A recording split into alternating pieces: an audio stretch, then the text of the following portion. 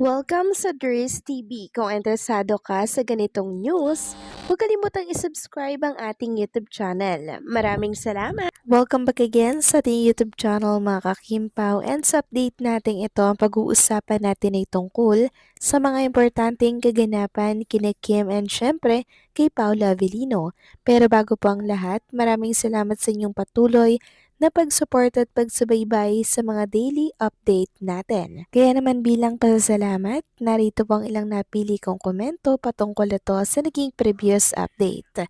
Unang komento mula po ito kay Ginang Imelda Aitona. Sabi niya, sa tingin ko, sinadya na pagsabihan yan kasi at magkapit-bahay silang dalawa, kahit kamay lang dyan, nagkamali ang Ekonin kahit alam niya may gap. Dapat hindi ganon attitude niya kay Kim. Siguro gumante, hindi bineso ni Pao si Jay ng birthday ni Miss G. Bayon, sinabihan siguro ni Jay na wag ibeso si Kim, kung ganon man, wag itolerate ni Eko si Jay, parang hindi sila mga nag-aral. Hindi ko alam kung tama o mali, analysis ko. Maraming salamat po sa komento, Ginang Imelda Aitona. Tama po kayo dyan. Tama po ang inyong analysis na hindi dapat ganun ang naging attitude niya kay Chinita Princess. Kasi hindi lang po si Kim Chu ang makakalaban niya dito, kundi buong bansa mga kakimpaw na supporters ni Kim and Paolo or mismong si Chinita Princess. Kaya ngayon, ramdam ko talaga yung inis ng mga supporters ni Chinita Princess dahil nga po sa pinakita nitong si Eko. Eh kung hindi naman siya nagpakita ng ganun, 'di ba? Hindi naman may inis sa kanya yung mga Kim Pao fans or yung mga Kim supporters, 'di ba? Siya kasi yung nagbigay ng dahilan. Actually, ang dami ko nga po nababasa na good comment mula po sa Kim Pao fans na sinasabi para kay Eko dahil hindi nga po ito nakikisali sa awayan or kaguluhan ng magkabilang panig. Pero anong nangyari ngayon? 'Di ba parang iba yung takbo ng hangin. Kaya ang nababatikos ay siya din mga kakimpaw. So maraming salamat sa komento, Ginang Imelda Aitona. God bless po and mabuhay kayo. Next comment naman mula po kay Ginang Norma Cole. Sabi niya, "There's good evening. Para sa akin, mas mabuti na lang yung para walang masabi si Jay. Ang tanong ko, Ders, bakit di si Jay ang kapareha niya sa pelikula? Bakit si Anne ang pinili na maging leading lady? Ibig sabihin, wala ng project ang Landika sa Inglaterra sa idol natin, at tungkol naman kay Echo, binastos niya si Kim dahil sa impluensya siya kay Jay. May pinag-aralan daw pero di ginamit kasi sobrang insecure siya kay Kim. Sana maisip ni Echo ang kanyang ginawa kay Kim. Hindi siya lalaki, bastos si Echo. Para sa akin, nanood ako ng It's Showtime kanina, bahala na. Basta mahal na mahal natin ang Kim Pao. Ipagdasal natin sila araw-araw, Doris. Ito lang ang paraan para maibsan ang ating nararamdaman sa nangyari. Salamat, Doris. God bless as always. So maraming salamat po sa komento, Ginang Norma Cole. Tama po kayo sa inyong mga sinabi. Hindi po ito gawain ng taong nag-aaral, di ba? Kasi nag-aral ka man or hindi, dapat meron tayong tinatawag na respeto sa ating kapwa. Ganun pa man mga kakimpaw, hayaan na lang natin siguro ito. Kasi alam naman natin si Chinita Princess, mapagpatawad din po kasi yan. Kaya dayo, gawin na lang siguro din nating magpatawad mga kakimpaw at kalimutan na lang yung nangyari. Basta wag niya na sanang gagawin at uulitin pa itong muli dahil hindi lang ito ang matitikwan niya sa mga Kimpaw fans.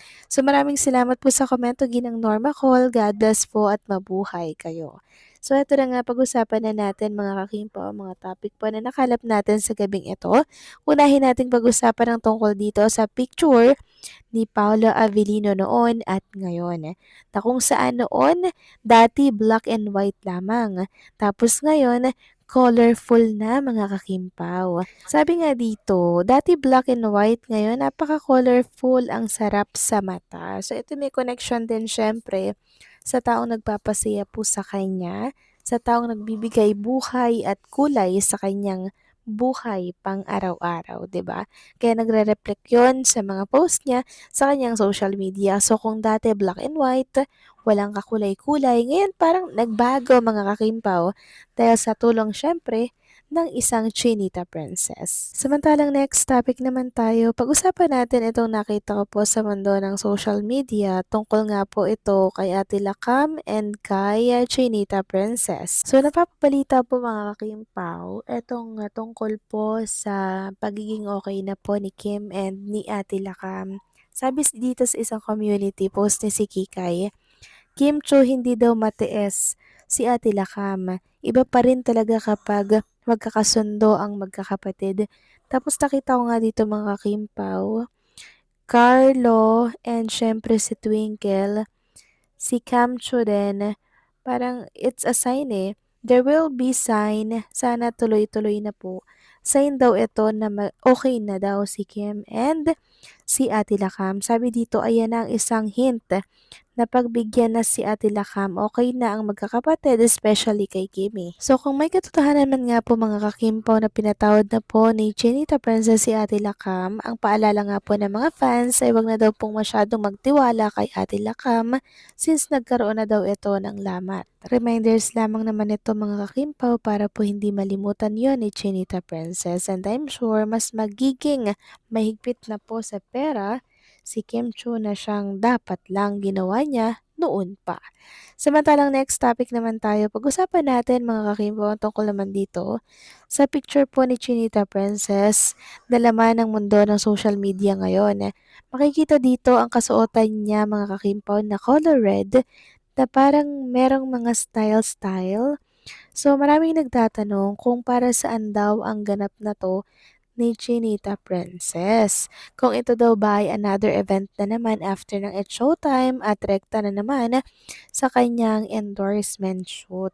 So hindi pa natin sure mga kakimpo kung ito ba ay endorsement shoot or pre-recorded lamang ng It's Showtime. Kasi minsan kasi nakakita ako ng picture ni Kim Chiu tapos sa susunod na linggo ipapalabas yung pre-recorded nila. So, tingnan na lang natin kung para saan to mga kakimpaw at bakit ganito ang suot ni Chinita Princess. Kasi kung may pa-event siya, alam na natin mga kakimpaw kung saan yung event na yon. Ngayon wala man tayong alam kung saan ba to kuha mga kakimpaw eh. Kaya malamang sa alamang ay ito po ay para sa pre-recorded ng naturang noontime show na kinabibilangan po ni Chinita Princess, which is itong It's Showtime. Pero, bagay na bagay talaga sa kanya mga kakimpaw, no? Bagay na bagay sa kanyang romampa. Sabi nga nila, parang rarampa daw si Kim Chu sa Miss Universe sa ganda ng kanyang kasuotan. Alam niyo mga kakimpaw, bagay na bagay sana siyang sumali sa Miss Universe, no? Pero syempre ang tanong, papayagan kaya ni Paula Avellino? Kasi naniniwala akong mas marami pa pong magagawa ng isang Chinita Princess dahil ngayon pa nga lang mga kakimpaw, 'di ba?